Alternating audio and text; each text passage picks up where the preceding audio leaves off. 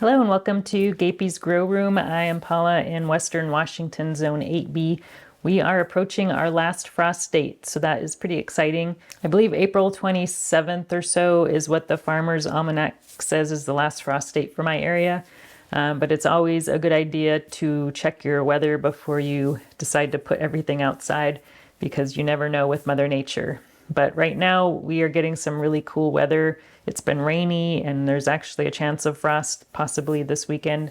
So most things are still in the grow room. I've only set out a few of the cold hardy things like lettuces, kales, a few flowers, snapdragons, calendula. Those are all pretty cold hardy and can take a light frost.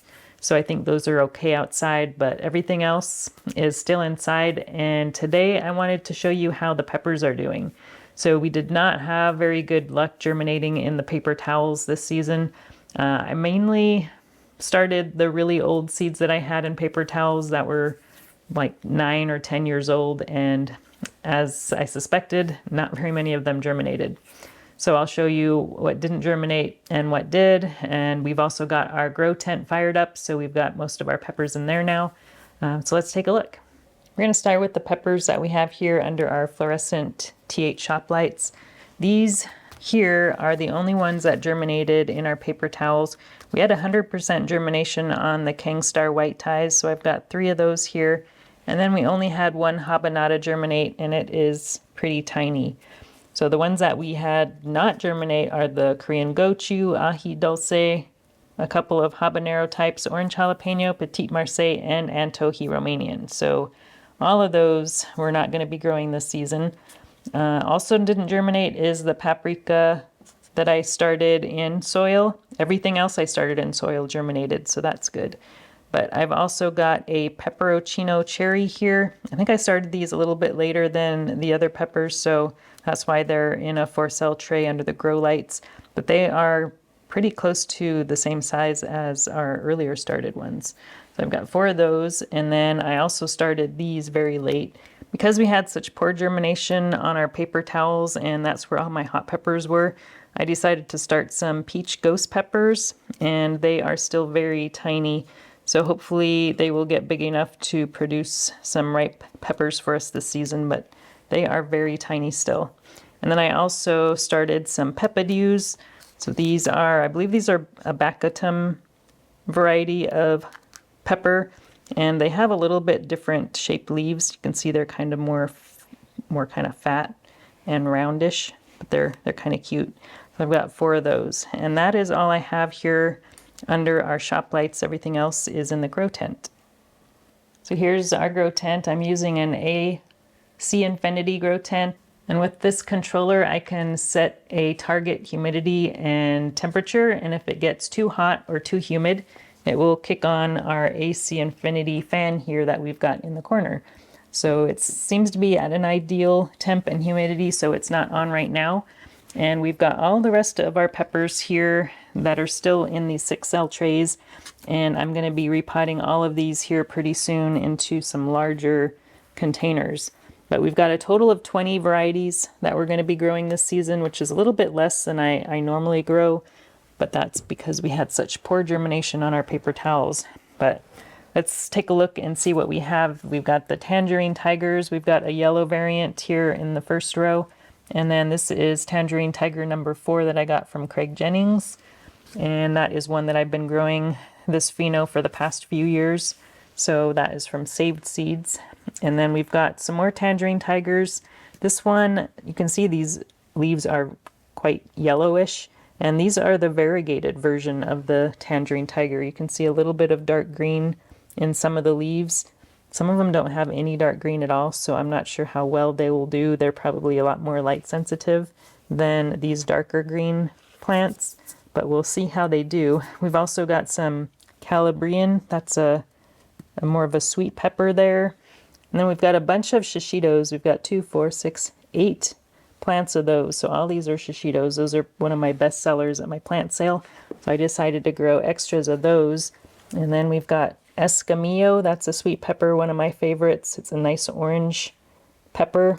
And let's see, we've got Aconcagua. That's a red sweet pepper. I've got quite a few of those. I think we got 4. For the most part, I've got around 4 of each variety, and I'll be planting one in my garden, and then I'll be selling the rest at a plant sale in the spring, or actually I guess in May. Then we've got all of our jalapenos. So we've got one called honey peno, which is, I believe, a sweet pepper. It's a jalapeno crossed with some other pepper. And then Megatron, I only have 2 of those. That is the last of my seeds of those. It's a hybrid that I got from Botanical Interests, and it is probably my favorite jalapeno that I just started growing last year, and I'm out of seeds, so I'm going to be buying some more of those for sure. And then we've got some mild varieties. These 2 are Tam jalapenos, and I want to show you something weird on one of these leaves. I'm going to just take this out so we can get a better look. So this one here, it's kind of growing a little wonky. I don't know if you could see that branch there is kind of going off to the side. And then this leaf that we have here, it's kind of like 2 leaves that are fused together into one. Can you see that? It is very strange. I've never seen that before. Anyway, I thought that was kind of interesting. And then we've got our, let's see, Felicity jalapeno. That's another one that does not have any heat.